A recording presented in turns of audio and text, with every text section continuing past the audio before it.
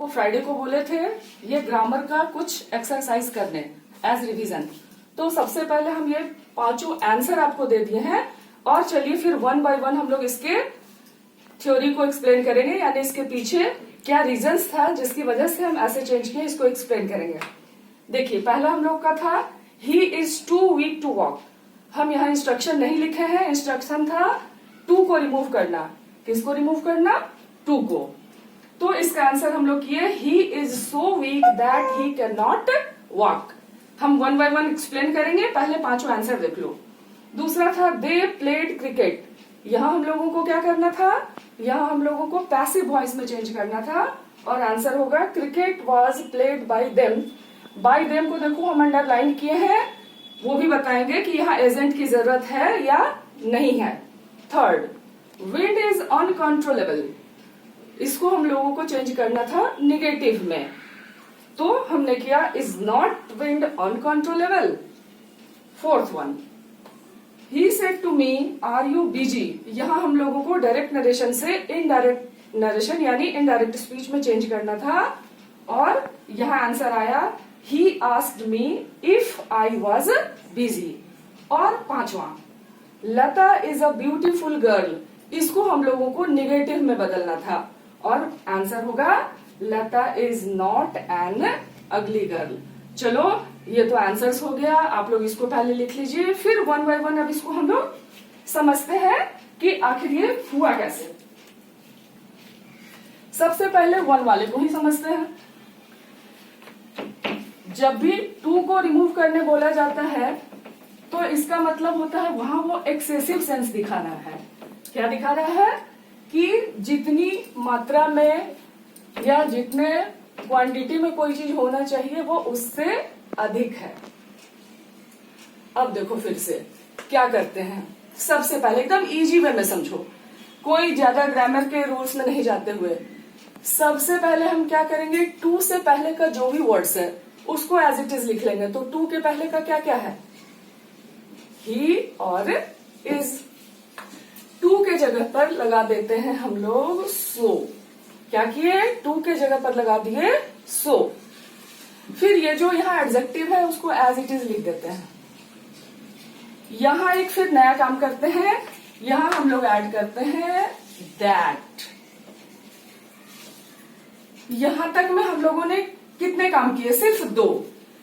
To के बदले में सो लगाया और एडजेक्टिव के बाद लगाया दैट। अब हम लोगों को फिर से एक बार अपने सब्जेक्ट को देखना होता है। सब्जेक्ट मेरा क्या है? ही। फिर से ही लिखे। अब यहां ध्यान देना होता है ये इज है या वाज है।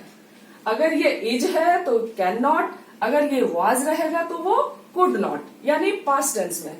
तो यहां मेरा क्या है? इज, इसीलिए हो जाएगा ये कैन नॉट और लास्ट वाला वर्ड ऐसा का वैसा। फिर से समझो, कुछ ज्यादा काम नहीं किए। टू से पहले जो भी था उसको वैसे का वैसा लिख दिए। टू को रिप्लेस किए सो से। अच्छा हाँ, ये भी याद रखिएगा, टू रिप्लेस होने का मतलब दोनों ही टू निकल जाता है, टी डबल ओ वाला भी और टी ओ टू दोनों ही निकल जाता है। तो टू के जगह पर लिए सो, बाद वाले एडजेक्टिव को वैसे का वैसा रखे, ये टू हटाए उसके जगह लग गया दैट। वहां हम लोग थोड़ा रुक के फिर क्या करते हैं, अपने सब्जेक्ट को देखते हैं।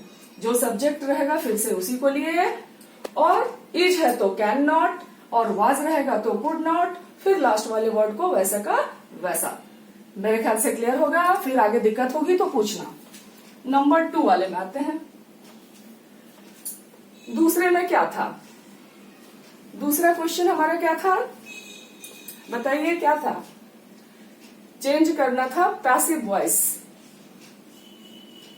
They played cricket. ये पहले हम लोग को पैसिव करने के लिए सबसे पहले क्या पहचानना होता है, ये किस टेंस में है। देख के समझिए किस टेंस में है। ये सिंपल पास्ट में है क्योंकि सब्जेक्ट वर्ब टू और प्लस ऑब्जेक्ट। तो सब्जेक्ट के बाद वर्ब टू और ऑब्जेक्ट है, यानी हमारा जो एक्टिव सेंटेंस है वो है किस में? सिंपल पास्ट में। तो चेंज करेंगे तो क्या हो जाएगा? हम जानते हैं कि ऑब्जेक्ट को सब्जेक्ट बनाते हैं, तो ऑब्जेक्ट को सब्जेक्ट लिए तो हो गया क्रिकेट। उसके बाद अकॉर्डिंग टू फॉर्मूला जैसा कि 9 में भी किए, यहाँ पर हम लेते हैं वाज या वेयर, तो क्रिकेट सिंगुलर इसीलिए यहाँ लिए वाज। उसके बाद नेक्स्ट स्टेप होता है वर्ब का थर्ड फॉर्म, तो हम जानते हैं प्ले वर्ब का थर्ड फॉर्म भी प्लेड ही होता है, प्लेड लिख दिए। अब बची बात बाई और एजेंट लगाने की, तो कहा जाता है कि जहां पर आपका एजेंट ऑलरेडी नोन हो या फिर जहां आपका एजेंट बताने के बाद भी अननोन रहे यानी वेग रहे, तो वहां एजेंट लगा भी सकते हैं और नहीं भी लगा सकते हैं। तो इस तरह से आप सिर्फ क्रिकेट वाज प्लेड करके भी छोड़ सकते हैं, और एज बिगिनर अगर आप बाय देम भी करते हैं तो इसमें कोई प्रॉब्लम नहीं है। थर्ड वन था हमारा wind is uncontrollable. Wind is uncontrollable यानी हवा जो है उसको कंट्रोल नहीं किया जा सकता है। अब यहां से ज्यादा समझने की जरूरत है। जब भी हम इंट्रोगेटिव में या निगेटिव में सेंटेंसेस को चेंज करते हैं तो हमारा तात्पर्य बिल्कुल भी उसके मीनिंग को चेंज करने का नहीं होता है। समझो, ऐसा नहीं है कि अगर ये बोल रहा है कि हवा कंट्रोल नहीं की जा सकती तो हम बोल देंगे कि हवा कंट्रोल की जा सकती है, तो बोलेंगे हम उसी बात को, लेकिन ऐसे बोलेंगे प्रश्नवाचक रूप में जिससे कि उसका अर्थ यही आए, यानी उसका मीनिंग यही आएगा कि विंड इज अनकंट्रोलेबल। तो हम लोग क्या कर देंगे, इसमें लगाते हैं इज नॉट या वाज नॉट इंट्रोगेटिव वर्ड्स को, यानी ऑक्सिलरी वर्ब्स को पहले लेते हुए और लास्ट में क्वेश्चन मार्क पुट करके हम इसको इंट्रोगेटिव चेंज करते हैं। तो इसीलिए विंड चूंकि किस में है, सिंगुलर में, इज नॉट विंड अनकंट्रोलेबल। अब इसका मीनिंग क्या हो रहा है वो देखो, हम क्या बोल रहे हैं, क्या विंड अनकंट्रोलेबल नहीं है? सामने से जवाब क्या आएगा, हाँ है। यहां भी बोला जा रहा है विंड इज अनकंट्रोलेबल, और जब हम उसको इंट्रोगेटिव में करेंगे इज नॉट विंड अनकंट्रोलेबल, फिर भी आप लोग क्या जवाब दोगे, यस, यानी दोनों का मीनिंग सेम हो गया। फोर्थ वन था हमारा, ऊपर से इरेज करके देखते हैं, फोर्थ वन था हमारा नरेशन।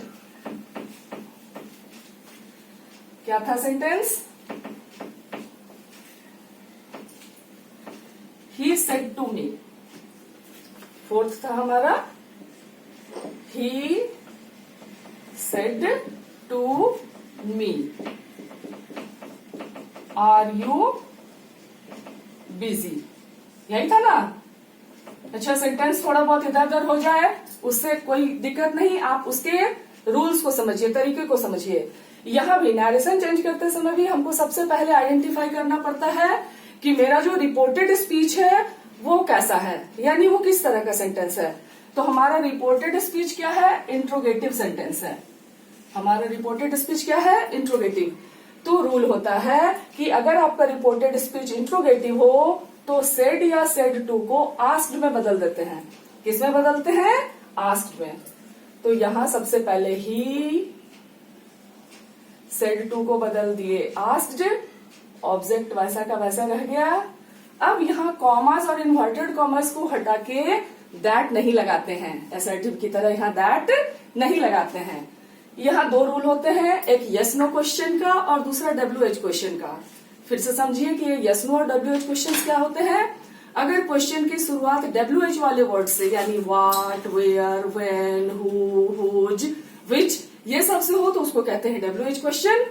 लेकिन उसके ठीक ऑपोजिट, अगर इसकी शुरुआत किसी भी ऑक्सिलरी वर्ब से या मॉडल वर्ब से हो तो फिर हम इसको कहते हैं कि ये क्या है, यस नो क्वेश्चन। इसको दूसरे तरह से भी समझ सकते हैं। जो यस नो क्वेश्चन होगा उसमें आपको यस या नो में ही आंसर देना होगा, यानी आप सिर्फ नॉट करके, सिर हिला के या ना करके भी बता सकते हैं। बट अगर WH क्वेश्चन होगा तो आप कंपेल्ड हैं, यानी बाध्य हैं एक ना एक शब्द मुंह से निकालने के लिए या लिख के बताने के लिए, यानी सिर्फ नॉडिंग करके उसका आंसर नहीं दिया जा सकता है। तो अगर आपसे कोई पूछा आर यू बिजी, तो आप ऐसे करके या ऐसे करके बोल सकते हैं हाँ या ना। लेकिन अगर WH where do you live बोलेंगे तो उसमें आप क्या ऐसे करके कुछ बता पाइएगा, नहीं बता पाइएगा। तो चलिए, इसमें रूल कहता है अगर यहाँ आपका यस नो क्वेश्चन है तो कॉमास, इन्वर्टेड कॉमास को हटा के उसकी जगह लगाते हैं इफ या वेदर। क्या लगाते हैं? इफ या वेदर। तो यहां मैंने लगा दिया इफ। यहां तक का काम हो गया। ही आस्क्ड मी इफ। अब यहां कहा जाता है कि जो आपका इंट्रोगेटिव सेंटेंस है इसको आप मन मन में असर्टिव में चेंज कीजिए। क्या मीनिंग हुआ इसका? इंट्रोगेटिव फॉर्मेट हमेशा होता है verb plus subject. Interrogative form हमेशा होता है वर्ब प्लस सब्जेक्ट, लेकिन जैसे ही हम उसको स्टेटमेंट या असर्टिव में करते हैं वो हो जाता है सब्जेक्ट प्लस वर्ब। तो मन में ही मन आपको इसको पढ़ना है यू आर बीजी। तो फिर यू आया, यू फिर प्रोनाउन का फॉर्मूला याद कीजिए, SON 1 2 3, यानी pronouns of first person changes according to subject, pronouns of second person changes according to object and pronouns of third person do not change.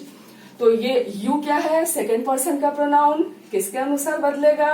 मी के अनुसार। अब हमको इसके केस को ध्यान में रखते हुए इसको किस में कर देना होगा? नॉमिनेटिव में। If I. क्या हो जाएगा? If I. फिर हम लोग ये भी जानते हैं कि अगर हमारा रिपोर्टिंग वर्ब पास्ट होता है तो रिपोर्टेड वर्ब को भी हमको किस में कर देना होता है? पास्ट में। तो यहाँ पर हो जाएगा वाज, और जो बिजी वर्ड है हमारा वो बिजी का बिजी रह जाएगा, और साइन ऑफ इंट्रोगेशन की जगह हो जाएगा फुल स्टॉप।